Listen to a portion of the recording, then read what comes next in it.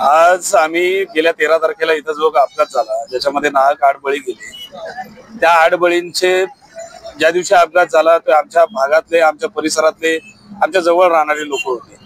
आज त्यांची मृत्यूची खबर आम्हाला कळल्यानंतर आम्ही इथं प्रतिकात्मक तिरडी आंदोलन केलं होतं। तो राग व्यक्त केला होता प्रशासनाच्या विरोधात आणि आम्ही त्याच दिवशी त्यांना सांगितलं होतं की 24 ते 48 तासाच्या आत कुठली तरी ठोस भूमिका जाहीर करा, अन्यथा आम्ही इथं दशक्रिया विधी संपन्न करू।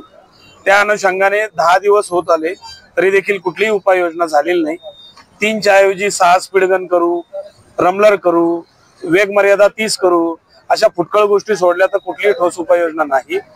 मुळात अधिकारी केंद्रीय मंत्र्याला चुकीची आणि खोटी बातमी देतात, हेच मोठं आश्चर्य आहे की या रस्त्याला कुठेही 3 स्पीडगन नाही, ही पहिली खोटी बातमी दिली गेलेली आहे। आणि दुसरी गोष्ट, इथं जवळपास कुठलाही टोल नाका नाही। जो टोल नाका आहे तो विरुद्ध दिशेला आहे, त्याचा या गोष्टीशी काही संबंध नाही। आणि अशा गोष्टी केंद्रीय मंत्र्यांनी सांगणं हे सगळ्यात महत्वाचं चुकीचं गोष्ट आहे। 2021 साली केंद्रीय रस्ते मंत्री नितीनजी गडकरी साहेब यांनी 3000 कोटी रुपयांची घोषणा या रस्त्यासाठी, एलिव्हेटर ब्रिज साठी केलेली आहे। पण तो रस्ता थांबलाय का, हा आमचा सवाल आहे। 100 लोक जर इथं मरत असतील, कुटुंबाच्या कुटुंब उद्ध्वस्त होत असतील, डोळ्यातलं पाणी सुद्धा आता अश्रू सुद्धा सुकून गेलेले आहेत, इतकं हे जहाल जर सरकार होत असेल तर येत्या 15 दिवसामध्ये जर याच्यावरती पुन्हा ठोस भूमिका नाही घेतली तर हा संपूर्ण हायवे आम्ही खोदून काढू आणि हा रस्ता पूर्णतः बंद करू, हा सरकारला तुमच्या मार्फत इशारा आहे। या ठिकाणी आज जो दशक्रिया विधी आम्ही लोक करतो मोरेजींच्या नेतृत्वाखाली, या ठिकाणी तिरडी आंदोलन देखील केलं होतं आणि आज 10वा आहे। अतिशय दुर्दैवी घटना या ठिकाणी घडली आणि त्या घटनेचा हा दशक्रिया विधी आपण इथं ठेवलाय प्रशासनाचा। पूर्णपणे हिंदुत्व, आपण हिंदू संस्कृतीनुसार 10व्याची विधी या ठिकाणी घालत आहोत।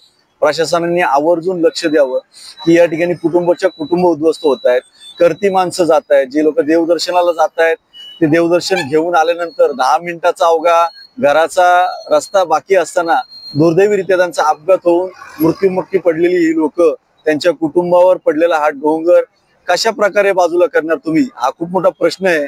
या ठिकाणी गोलमाल पिक्चरचं शूटिंग झालं होतं हे रोड चालू होताना आणि तोच गोलमाल अजूनही या रोडवर आहे। इथला कुठल्याही प्रशासनाने खंबीरपणे पाठपुरावा करून इथला त्रास काही संपवलेला नाही, याच्यावर ठोस असा पर्याय काढलेला नाही।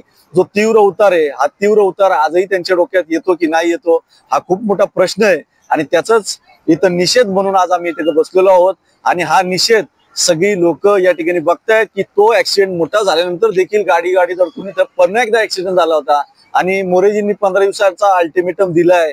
मला पुन्हा एकदा सांगायचंय, 15 दिवसात तरी परत ऍक्सिडेंट होऊ नये म्हणून तुम्ही सतर्क राहा आणि याच्यावर लवकर ठोस भूमिका करून आमचे प्रश्न सोडवा। कारण आमच्या भागातला हा नवले ब्रिजचा हा हायवे आमच्या भागाचं नाव कलंकित करतोय। आम्हाला देखील त्रास होतोय की आमच्या जवळ हा परिसर आहे आणि आमचं नाव खराब होत असताना आम्हाला त्रास होतोय। आमच्या जवळची माणसं मरताना बघताना खूप मोठं दुःख होतंय, हे आवर्जून सांगावंच वाटतं। पुन्हा एकदा प्रशासनाला आवर्जून विनंती, बाबांनो बास झाले, आता 100च्या पुढे गेले जीव इथं, तुम्ही लवकर आवर्जून याच्यावर काहीतरी उपाय करा।